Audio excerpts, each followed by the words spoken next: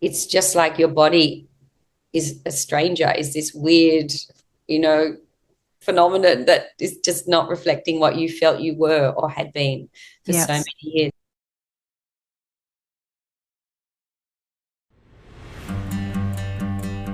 Hi, I'm Jo Clark, and thanks so much for joining me today.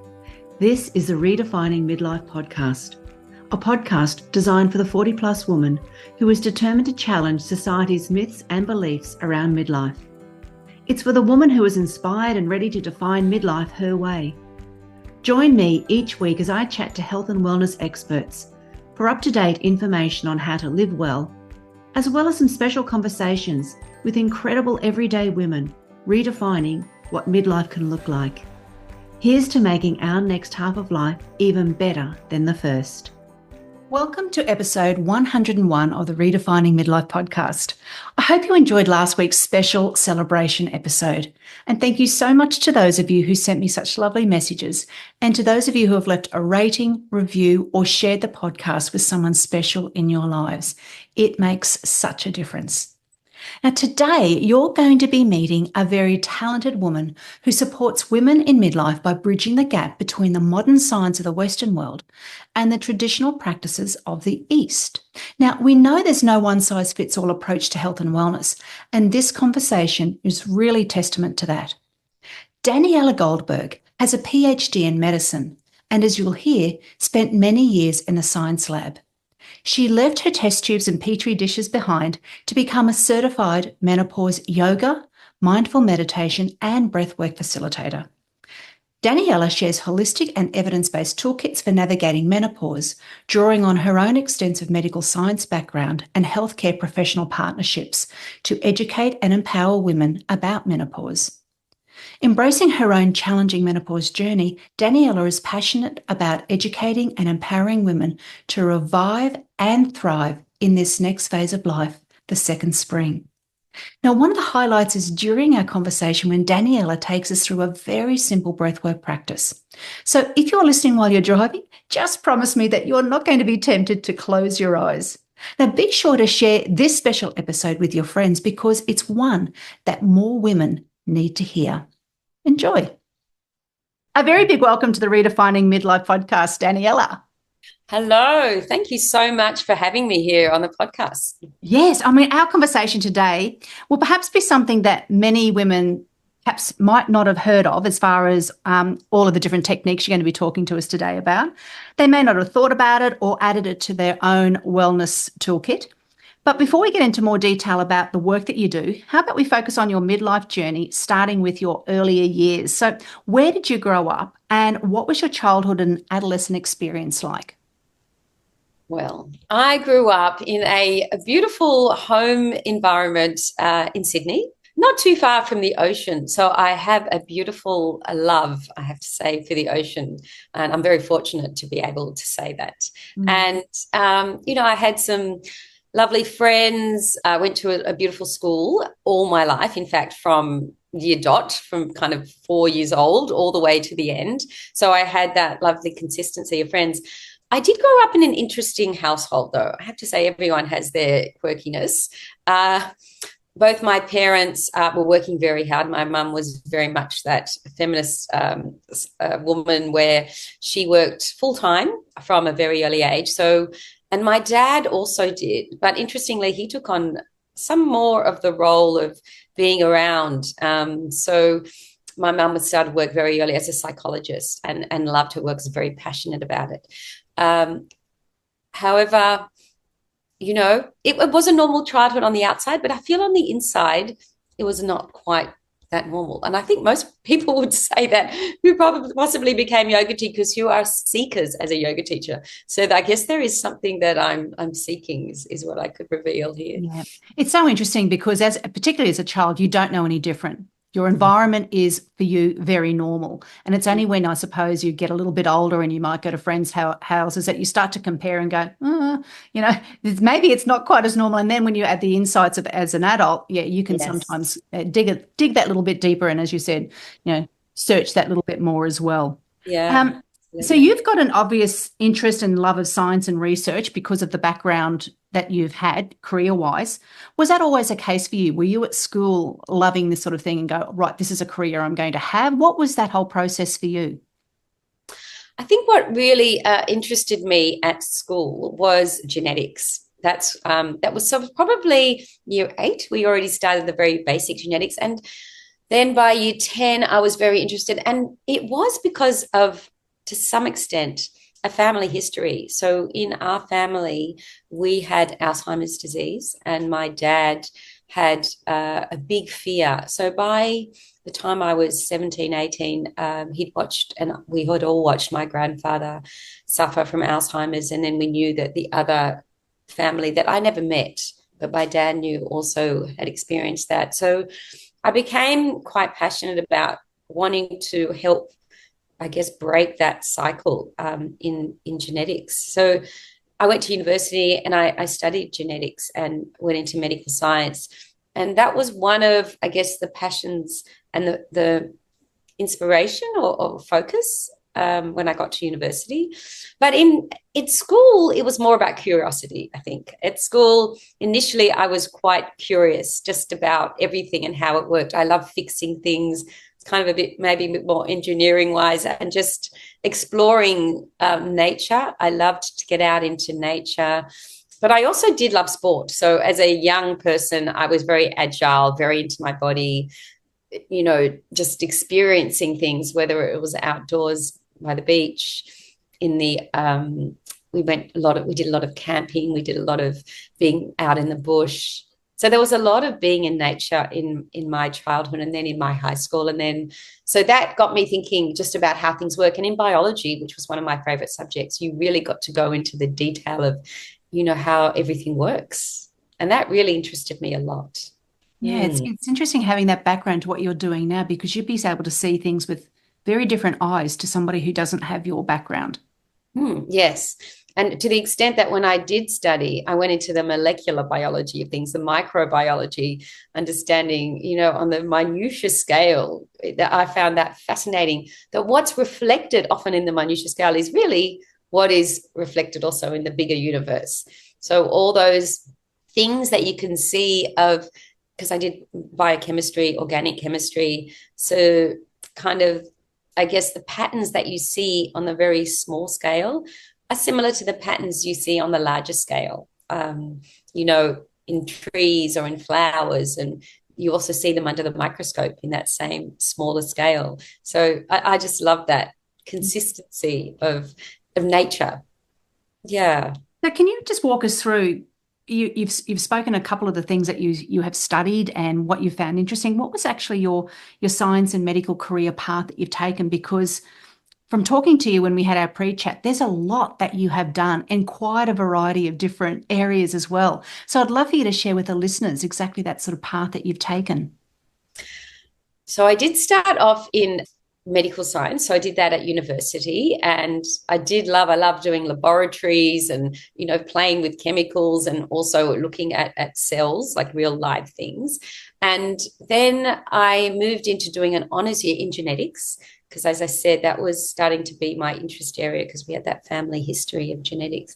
And then I did a PhD. Now, interestingly, I enrolled first before I was going to do a PhD in science communication. It was when the first science communication circus had just been advertised, and that was called QuestaCon in Canberra. And unfortunately, I didn't get into that. But I was, a little bit disappointed. But one of my other colleagues had chosen, after they finished the honours year, and I got first class honours, to do a PhD. And I went, oh, that's, sounds interesting. And I found the Garvin Institute of Medical Research, which is a highly prestigious place. When I started, it was a little smaller, but now it's, one of the largest in the Southern Hemisphere. And I did 4 or 5 years of a PhD in molecular biology in gene therapy. So it wasn't only looking at genetics, but it was actually trying to change the genetics so you could cure the disease. And ironically, did I know, but it was in the menopausal kind of interest area. It was in osteoporosis, which is definitely one of the biggest risks of someone who goes through menopause, for a long-term risk. And so I was surrounded by a lot of doctors and professors, endocrinologists is what they call them. And interestingly, at that time, they were all male. So it Yes. was all men that were looking to cure diseases for women. And at that time, I didn't really think much about it, but there were a few people around me, nurses and other doctors, that did question that why is it men that are treating all these women's issues? Looking back now, there's a big question mark around that. And then there are a lot more female endocrinologists that are now supporting women and helping with their own, I guess, experience and understanding what their own mother's experience as well was as well. But back then it was very much a male dominated area. And look, I loved all the research that I did in that space, and also listening to some of the beautiful insights that men had come up with, but I don't know that they were always on the right track, I have to be honest. And so, yeah, I had my own journey, and I'll talk about this in a moment, in menopause, that gave me deep insights into how my study could have been quite different, I think, in my earlier research years in my PhD.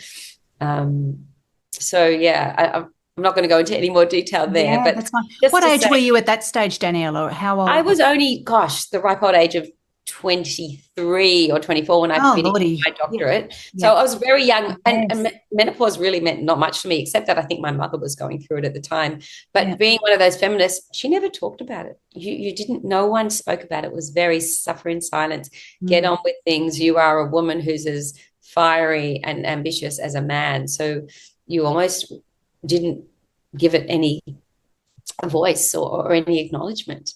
Yes. Um, it's so interesting. But in my PhD, it was very much molecular biology as well. And I'll say this. So I was talking to my cells, growing cells in a dish and test tubes. And I was quite an extrovert and decided this wasn't right for me. Although I was a curious scientist, I also loved people. Yeah, I loved yoga already at that stage of my life, but I loved doing it with groups of people. I loved doing it outdoors already. I remember standing on my head many times on the beach, just gazing at the ocean. You're doing my own yoga practice in the fresh air, and that was what's calmed me down, because a PhD at that young age is quite stressful, actually. Okay. 5-year commitment. So it was quite intense, and yoga was already something that brought me into balance. And I was practicing outdoors as well, because I knew nature was very helpful as well for finding that sense of calm and balance. Mm. And then I decided, once I'd finished my PhD, I got offered a postdoctorate overseas, but I didn't take that. Instead, I chose to move into communications and media. At the Garvin Institute, we had many media reporters from TV, from radio, from print. They used to come and interview our professors that were doing cutting edge research. And I actually loved the fact that they were being interviewed and listening to what they were saying. And I thought, I became quite good friends with the media relations person. And she said, well, why don't you go and do that? You know, I have a friend at the ABC that can let you in, and maybe you can do an internship there. And I think that's snowballed, and that's where I landed. I did lots of experience either at the ABC and other smaller science communication industries. So in print, in radio, the science show, the health report. And then I went into doing my own postgraduate diploma in science communication as well. So yeah, it was a bit of a journey, and not one that had been trodden. So science communication wasn't really a thing. In fact, there wasn't really a degree or a diploma you could do in that. It was more, I think it was offered in Canberra at ANU, but that was the only place, Australian National University. So I had to break my own path to become a Yes. science communicator. Yes. And I loved it. It was quite on the edge as well, which is what a scientist is. It's always trying to find your own path, your own way, and your own breakthroughs. And that's what I did. Following the breadcrumbs for you has obviously been very important in your career path. So after you had your area of working in science communication in the media, at what point then did you become interested in the area of menopause and Good wellness for question. women who are in midlife? It's an interesting question. So I was working in science communication, and I was probably in my mid-40s, living the life, loving what I was doing, had 2 kids, a dog, hubby, mortgage, enormous, and obviously feeling the stresses of trying to balance that. But it all became very overwhelming in my early 40s. And what used to not bother me, mild stress, became intensely stressful to the extent that I was crying, I was screaming at my husband, even at my children who were quite young. And it was when I had a screaming match with my boss, who at the time I think was menopausal herself. I'm not saying, but that's when it all fell apart. And I ended up being let go, in fact, fired after a little while. And I came home and it was a mess. Everything was spiraling down. I didn't have a job. I didn't feel I had it in me, and I didn't have that confidence. And at the time then, I had worked with endocrinologists, and I felt I had an imbalance in my thyroid because my family had a history of thyroid issues. My mum had it out, my grandmother also.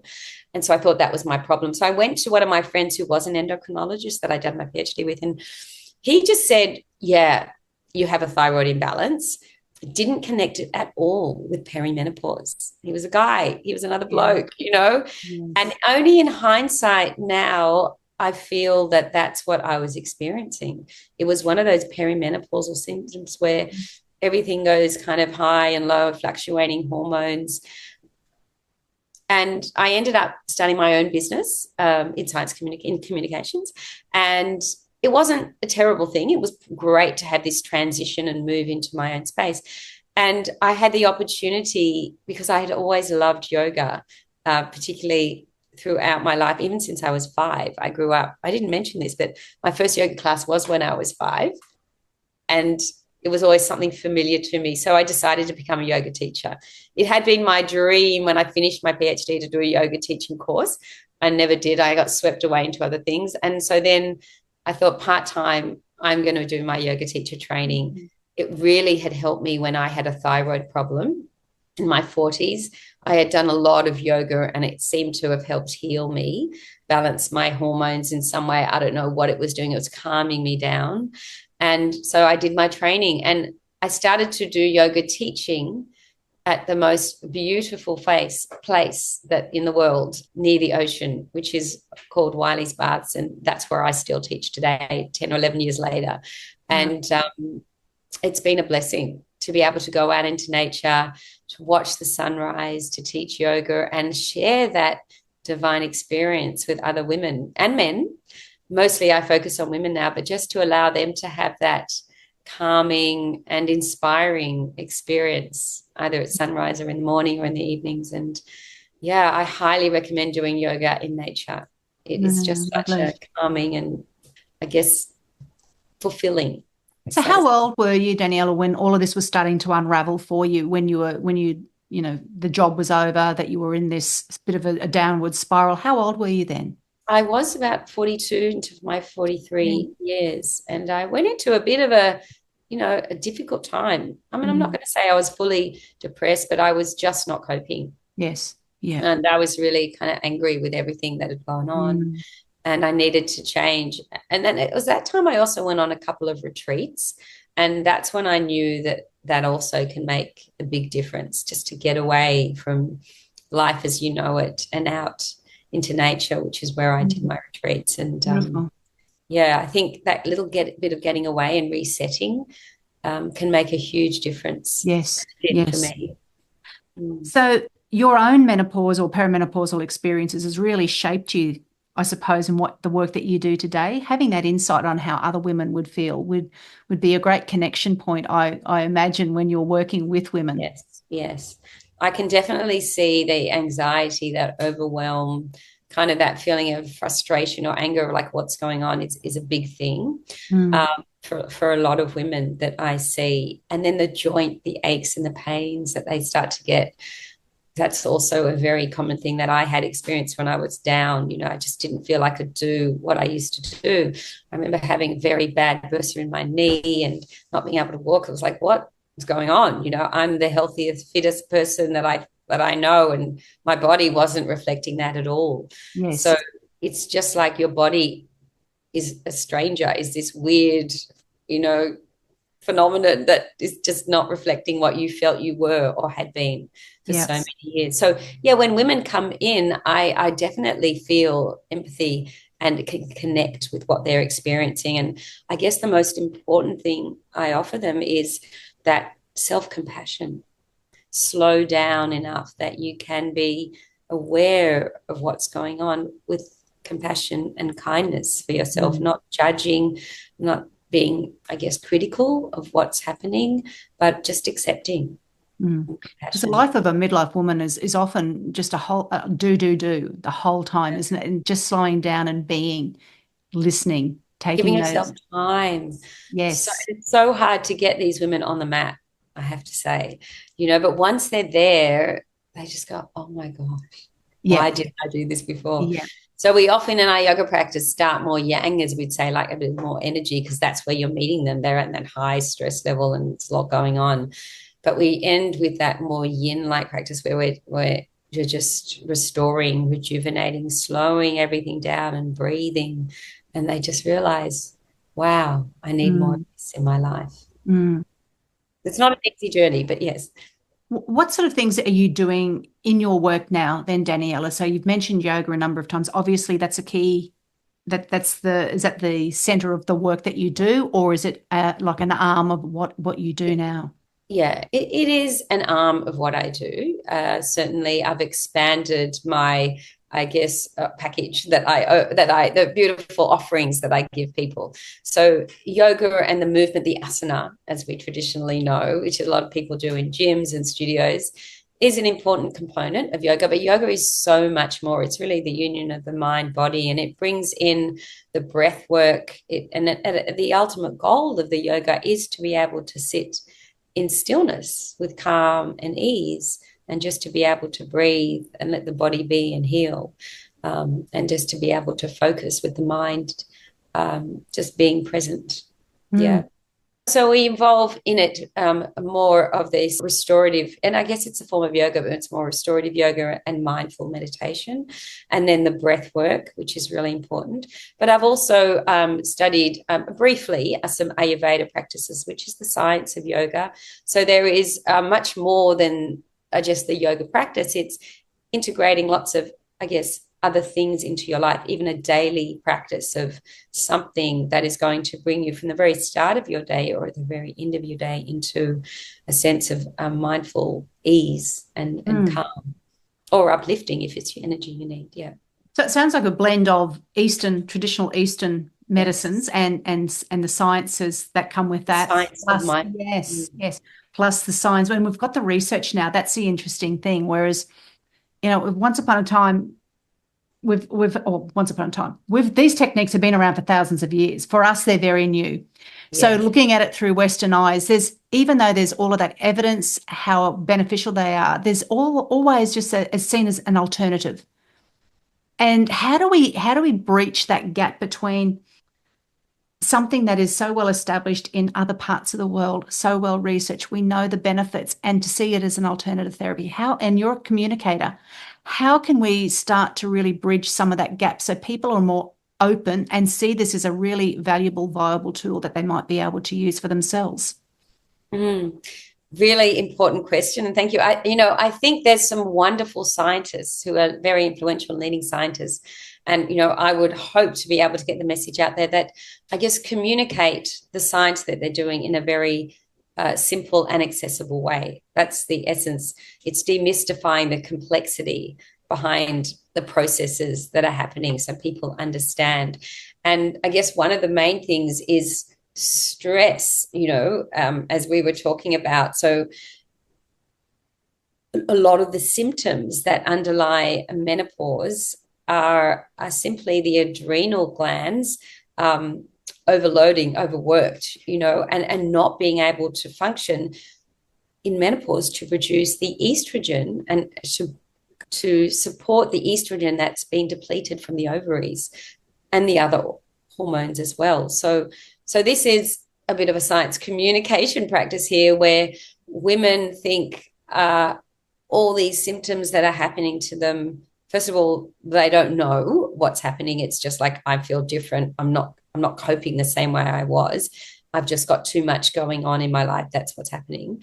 But from a science communication point of view, if we can explain to them that they are different to what they were, and this stress that's happening is the amplified experience of stress, because the fluctuation in hormones that's occurring for them because they're transitioning in this hormonal balance is causing an amplified stress. So what happens is often we have our ovaries that produce the estrogen, but as that gets depleted and lowers, the adrenal glands can sometimes support with their estrogen or type of estrogen that they produce. However, if you are very stressed and your adrenal glands, which produce all the stress hormones, if they are producing too much stress hormone, both the cortisol and adrenaline, then they don't have the resources to produce estrogen as well. And then there's this kind of battle of stress hormone versus sex hormone, which are the estrogen, progesterone, and testosterone. And the less stress you have, the more that we can, I guess, balance out the level of your estrogen hormones, because estrogen receptors are found in every part of your body. So when the estrogen fluctuates, it affects every organ, every bone, every muscle, every tissue. So we're trying to find, instead of this huge fluctuation that you see of estrogen and hormones, we're trying to find that less dramatic impact. And that's going to bring you more into ease and balance. So what we do in our yoga practice is we find that sense of calm and ease. We reduce that stress, encouraging you to do less and just rest on the mat, or even find the breath that can help you to de-stress and release the anxiety stress that you might be feeling. So the breath is such a powerful tool as part of the yoga practice. So with that, like science being the common language then to try to bridge from something that some people might see as alternative to something that can be very useful for reducing stress in our lives, that's probably key, is to keep it simple and to use science as a way of explaining what is happening. What happens to our bodies then over time? Because you've spoken to us then on the impact it can have with the production of estrogen in our body. What happens over a long period of time when a woman for years and years is running in a high stress state? What sort of impact could that have on her body? It's a very good question as well. So when they are running on high stress, it becomes this chronic release of cortisol and adrenaline in the body. And we know that causes a big imbalance. So, imagine, yes, that again, when we have the cortisol rising, then the estrogen, this is particularly for women in the transit of perimenopause and menopause, it depletes. And therefore, the less estrogen you have, the more you'll feel all this impact in every part of your body. As we say, the estrogen receptors are there. So the chronic level of cortisol can cause you and your organs to not function the same way. And it can affect all parts of your body. So digestive system is a big one. So you might find that your digestive system doesn't work. It can affect, I guess, the aches and pains it causes that it feels in your joints and your bones. So that's a very common symptom of too much. So that arthritis-y type of feeling. And it can also affect even the dryness in your mouth, like your whole body, your whole skin starts to feel very dry because of the imbalance that you're experiencing. So high cortisol or chronic stress causes so many related conditions, and that's not always picked up by your doctor. That's the truth. Most importantly, it can affect your mental or emotional state as well, and that's a big one. I think being balanced emotionally can be a huge issue for a lot of women. You feel these huge up and down, and that's where we talk about menorage or irritability or anger that they can experience from the imbalance again, or the increased stress. I think that was the big thing for me, the rage and the anger, which I didn't really have normally. And that's what I needed to balance, because that's what the other people receive. The others are something that happens to you, but the outbursts and things like that affect every relationship in your life. And they talk about the highest rate of divorce being in the 40s to 50s, in that somewhat perimenopausal stage, because it really affects your relationships with your partner. You become quite intolerant. And yes, the rage is a big thing. So it's important work that, for women to think about what sort of things that they can do to decrease the amount of stress that they've got in their body, because of the inflammatory effects that it can have. The way that it can affect your emotions is key. But, every woman is unique. We know that. And every woman's experience of going through this stage of life is completely unique. There's no one size fits all, or a way that we can perhaps manage the menopause symptoms. But simple tools like you've explained, breath, going out in nature, sitting down on your yoga mat and doing some quiet yoga stretches or asanas. So can you talk about what sort of things that you found that somebody might be able to pick up today to think, okay, I can at least do this? What's the simple practice that you think that, a woman who's listening, who's maybe not thought about adding this little tool to her toolkit to manage everything in her life, what could she do? Thank you for that introduction. I might even do an experiential, a really simple one. In the morning, when you first wake up, I think our brains are often ticking, well, at least for me, I know this experience, what's happening, what am I worrying about today, what's happened in the past, what's happening in the future. And simply taking a moment, sometimes even while you're still lying down, and you can put a hand on your belly and a hand on your heart, and just take a couple of really conscious breaths, breathing in through the nose, and breathing out through the mouth, making like a sound of the ocean. Doing that 3 times, breathing in a full breath, just waking up to that sensation that you are alive and vital, finding your breath, and breathing out through the mouth again. Making a little sound, one more time, breathing in and exhale out. Those 3 breaths can really transform and reset. And then if that starts to feel a little more at ease for you, you can, if you feel like it, close your eyes again or just gaze at one point and ask yourself, with your hand at your heart and one on the belly, like, how do I feel today? Just a simple question. And then inquiring, what is going to bring me into balance, health, and wellness today? So inviting yourself in just to make an intention for yourself. Like, maybe it's going to be, I am calm, or I am present, or I am kind, or I'm curious. Just inviting it, just a word or an intention for yourself today, or I am love. So something positive, usually in the present tense. And you'll see that you set yourself up for a beautiful, positive day ahead. Repeating that intention, whatever it is, 3 times to yourself, can make a huge difference. That's a very simple, almost just 1 to 2 minute practice. And then get out, get your phone, whatever you have to do in the morning, get up. But that's that 1 to 2 minutes that can really set you up for being present, kind, compassionate for yourself. Everyone's got 1 to 2 minutes for a quick reset. And even if it's something that you could do throughout the day, you've got your breath is with you all the time. I suppose it's getting into that habit. It's remembering.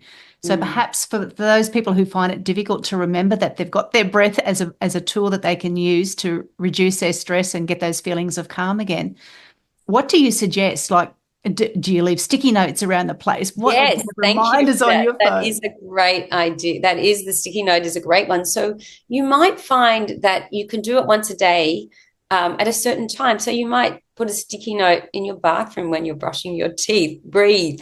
And just remember to take 3 breaths before you start. Or some people use it as a point when you get into your car. If you do leave, not everyone goes to work. They sometimes work from home, but just a point that you do something every day can be a reminder just to breathe those 3 breaths as a reset, to let go of any stress, tension. Sometimes it's simply just releasing shoulders, because, we often, when we breathe, we start to feel that softness again.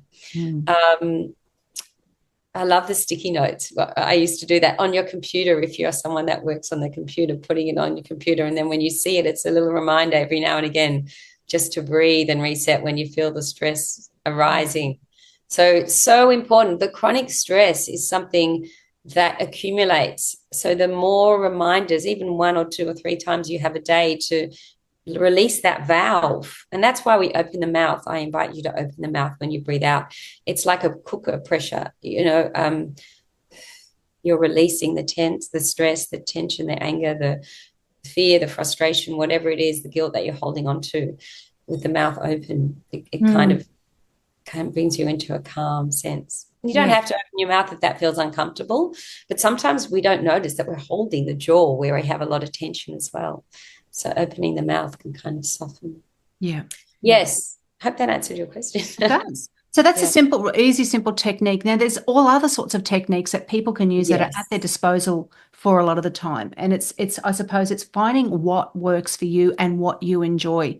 So you spend a lot of your time practicing yoga in nature. Now, if somebody finds that difficult or doesn't know where to begin there, spending time in nature and grounding, shoes off, feet on the ground. What are the science benefits of that? Like, I know the research is there. What's a couple of little things that people can take away now going, oh, I can do that. I know it's really going to benefit me. Yes. A big one is just stepping out, going for a walk outside. Like, if that's a simple thing you can do.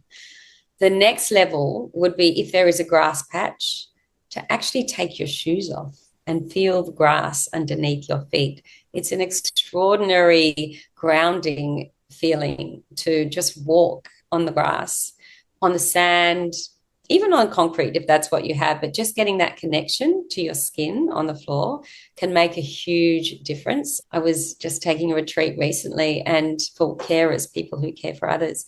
And a lot of them had never done that experience of just, they'd done a bit of yoga, but just walking in nature, even for a minute, just felt so grounding and calming and bringing you into the present space. So that's a little easy one as well, or just walking with your shoes on as well if it's a little cold, which it is right here now. And they're coming back to being in nature. By the ocean, we do yoga by the ocean. The sounds of the waves actually are proven to have this scientific beta wave and that are calming for a meditative mind. So if you are able to get next to the ocean, or you can listen to ocean wave sounds also, that you can have them on Spotify and whatever you have, that lulls you into a deep meditative state as well. The morning birds, the pitter-patter of the rain, all of those sounds are so nourishing and grounding for you if you have the opportunity to listen to those around you. Just tuning into the sounds is a beautiful mindfulness practice that is very powerful in keeping you centered, calm, grounded. Yes. Yeah. Just stopping and remembering, I think is something that is a practice, and it's not going to happen overnight, and it is a work in practice. But even if you can find those little moments in a day just to take a breath outside or whatever it might be, ladies, it's going to make a big difference. Your body will remember at a cellular level, because this is, I think we forget. Exactly right. Thank you for reminding us. So that's true. The more you practice, the neural wiring in your brain does change. So instead of having this knee-jerk response to things, your brain starts to rewire the more you practice these mindfulness moments of being in nature, or simply just tapping into your breath, so that when something challenging or something negative might come up, whether it's something someone said that can be triggering, or it's something that you have an experience that's not positive or pleasant, and you generally react, your mind is learning to respond with a pause because you're calmer, and it may respond in quite a different way. So instead of opening one door, which is a reactive response, you open another door, which can be more nourishing and nurturing to you. So instead of those outbursts that I was talking about that you have, you might take a second, that microsecond of having a space to pause, and you respond with a breath and an acknowledgement or a compassion that's, okay, that didn't sit with me, and I'm going to choose to respond in this way, which is more nourishing for myself, and do something else, walk away, grab a cup of tea to nourish and nurture and self-heal, self-compassion. So Yeah. Daniella, there's lots of different sorts of styles of yoga, and you're obviously somebody who loves to practice yoga in nature and obviously in a group. That social connection is really important for you as well. But because there are so many types of yoga, if somebody was wanting to start to may not have done yoga, but I won't say done yoga, but practiced yoga before, or perhaps has done that so long ago, but they're not feeling all that confident. Can you just go through how somebody may start a practice? What sort of practice to start from? So because there are, I mentioned that before, there are lots of different styles. What's a really great style that a woman could start to look at and investigate, so she can find a class or find something online that's going to be suitable for her? Look, I would say a very simple practice is just called hatha yoga.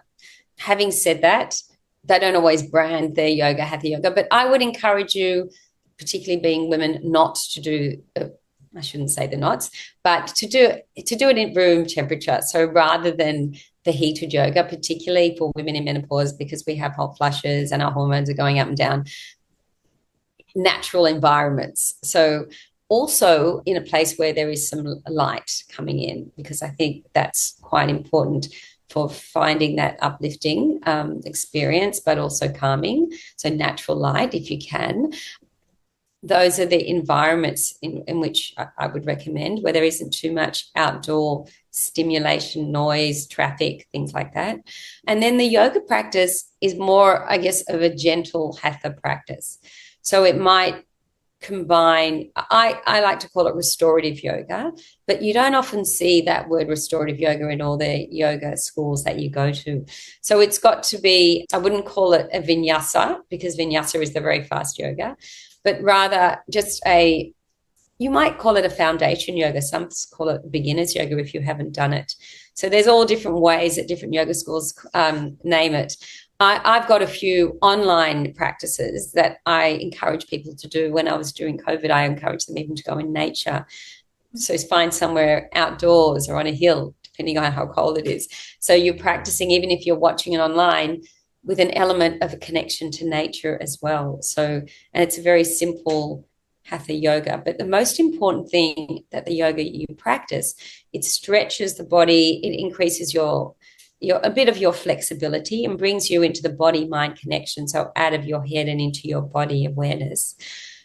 Most important is to finish with the rest, the restorative shavasana in some sort. That's most people's favorite at the end. It's that kind of blissful moment. That's what I discovered when I was going through this perimenopause. That really was a light bulb moment of, oh my gosh, this is the best I've felt in a long time. Quite nourishing, nurturing, healing. So anything, it doesn't have to be too long, 45 minutes to an hour, but it has to include the ending being the 7 to 10 minutes rest, because that's where all the magic happens. That's where you integrate all the benefits of the practice into your body and mind, and you start to slow down. And once you start to experience that slow down, you can bring that off the mat into your life, that understanding, as we said, the neural pathways change, and you understand again what it is to feel that sense of slowing down and calm and ease. That's the most important thing for women, I believe. How often would you recommend a woman practice or take a class of this style of yoga? Oh, look, I would say as often as possible, of course, every day. But realistically, three times a week would be amazing. If you can only do one time a week, that's great. Just starting to get it into your routine and your practice. 3 times a week, I think you start to really feel the difference in the way your mind and your body respond to the stress that's going on in your life. However, it doesn't have to be all within a community. Within that community, you do feel a difference. I have to say that support and the energy of having other women around you and have a teacher that guides you and can maybe modify or nourish you with the touching of the hands, or even just the words that they use and the wisdom that they share, is beautiful. But if you can't do that, an online practice is also very supportive and nourishing, as you can create your own sacred space either at home or in nature. That's the important thing, that during COVID, we all learned this. You can create your own sacred space at home where it's a quiet space where you may not be disturbed, and there's a bit of something that's nourishing you there. You can create your own little, whether it's an altar or just something there that is going to bring you that sense of ease. It can be a candle, or it can be a photo, a flower, something in nature that you see. So it's very easy to do it at home once you've created that space. But importantly, connecting with other women or men. I'm not saying it's just women, actually men. There's wonderful male teachers out there and they have beautiful wisdom to share. But menopausal women sometimes are drawn to female teachers. But having said that, I know a lot that have been inspired by male as well. So find your beautiful pathway into the yoga, the breath work, and in mindfulness. As I said, the mindfulness practice is the one which has enormous science behind it, definitely. It's been shown that 10 minutes of a mindfulness practice a day can have huge benefits for reducing stress and changing the neural pathways. So in yoga, the shavasana is a mindfulness practice, that rest, and simply breathing as you do the yoga practice is a practice of mindfulness, connecting body, mind, and breath together. Lovely. So, yes, highly recommend this evidence-based practice. Excellent. Right. Well, everyone put it on their to-do list. Yeah. Try to find a spot. And if you can't manage a yoga practice, we can at least do a 1 or 2 minute breath practice that you took us through just before. Yeah. Would it be possible if you could add the links to those classes? So notes as well. That would be lovely. And speaking about that, what other sorts of ways can women connect with you, and how can they find you? Thank you. So I do offer a practice called Mind Your Menopause.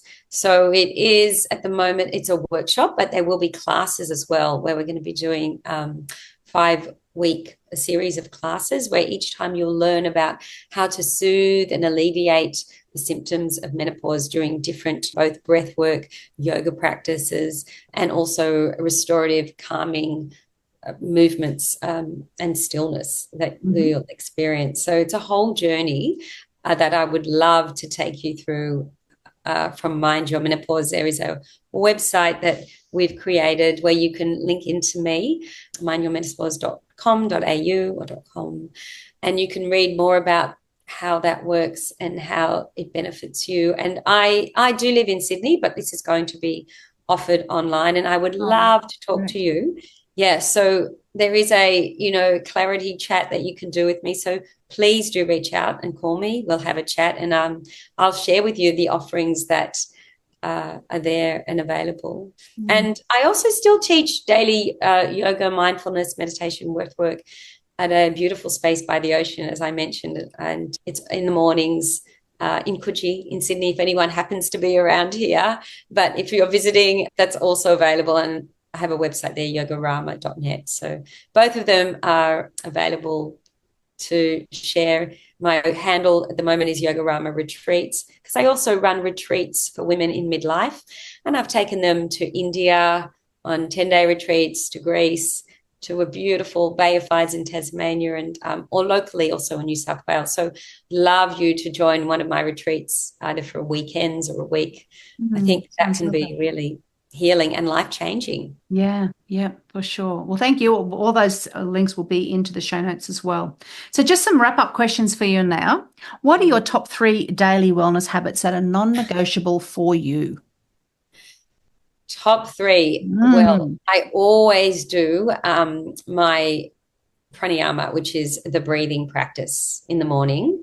hand on heart. And so giving that kindness and compassion for myself, so important when there are lots of things going on and you're already like, that anxiety. So that's a really important practice for me. And insomnia was a big thing that I didn't really talk about. So having from the morning, the moment I wake up, having that daily routine that I am going to have a good sleep tonight. And I do all sorts of things, my bed routine. So I have a warm cup of tea, a beautiful either chamomile or the sleepy time, have a hot bath. So booking end your days. Yes, bookending your days is a great Yeah. tip. What are you most looking forward to in the future, Daniella? Wow, that's a beautiful question too. Connecting with so many more powerful and inspiring women around this Mind Your Menopause. I'm really excited to go out and share it and just, I guess, support them and nurturing each other, nourishing each other, and having a brilliant, thriving life with them, knowing that we're all in it together, that you're not alone. And I think there is so much fun and wisdom to be shared. I know on the retreats that I've taken already that can be an incredible experience. And I'm very excited to travel around Australia, travel the world, sharing this with others. Yeah, on a journey. That's lovely. And of course, family is a big value for mine too. So being there for my family as well. Yes. Yeah. How old are your children now? Oh, they're older already, 24 and 21. So I'm watching them go out into the world and experience all those wonderful things as young adults. Mm-hmm. And I've got elderly parents. So I'm that beautiful sandwiched woman in the middle that I've got a lot going on. And so I do spend quite a bit of my time nurturing and nourishing others. And I'm very much looking forward to being able to share how I do that as well. Yes. Yeah, because it is a delicate balance to be able to do that. Yeah. And our final question then, Daniella, is what do you hope 80-year-old Daniella is going to say about current day Daniella? What's she going to say? She's going to say, go girl, you got this. Brilliant to see that. I feel grateful to see that you looked after your body, your mind, and your spirit in such a beautifully nourishing way at this stage of your life. When there was, so much there that you could have let go, but you kept going. So well done you. Lovely. Well done you. And thank you so much for sharing all of your knowledge with us today, and also for the work you do for women who are in this stage of life, because we need lots of support. Every woman goes through menopause, and we need lots of support in various ways on how we can live our best lives now and into the future. So thank you. Thank you, Jo. That's been beautiful to share, and hope we can share this with many others and speak to you again. It was beautiful. Sounds great. All right, pleasure. Bye. Speak to you soon. Thanks so much for listening and sharing your time with me today.